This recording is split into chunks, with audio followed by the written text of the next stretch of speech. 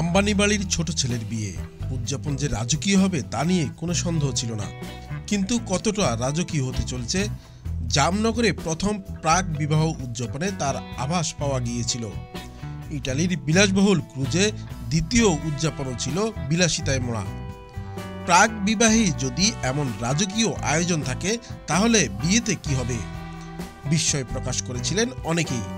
পোপসের report বলছে ছোট ছেলের বিয়ের অনুষ্ঠানে ৫,০০০ কোটি রুপির বেশি খরচ করেছেন মুকেশ আম্বানি, এবং যা নাকি আম্বানিদের বার্ষিক আয়ের মাত্র 0.৫%। মেয়ে ঈশার বিয়েতেও এত টাকা খরচ করেননি মুকেশ নিতা।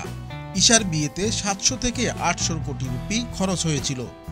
তবে আয়োজনের দিক থেকে তাক লাগানো বিয়ে এই প্রথম তা নয়, এর আগেও এমন অনেক বিয়ে হয়েছে যা আম্বানিদের সাথে পুরো দস্তুর পাল্লা দেয়।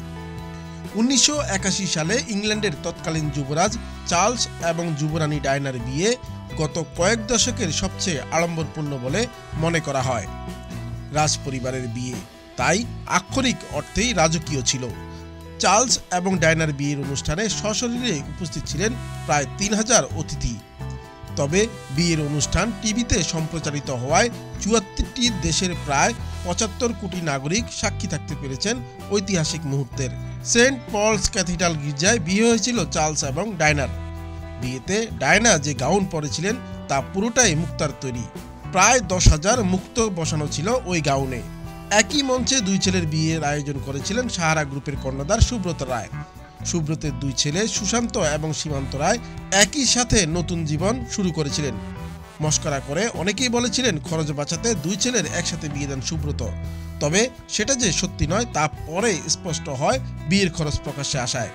২০০৪ সালে সুব্রতের বড় ছেলে সুশান্ত বিয়ে করেন লখনৌর ব্যবসায়ী কন্যা রিচাকে। ৬ দিন ধরে বিয়ের অনুষ্ঠান চলেছিল।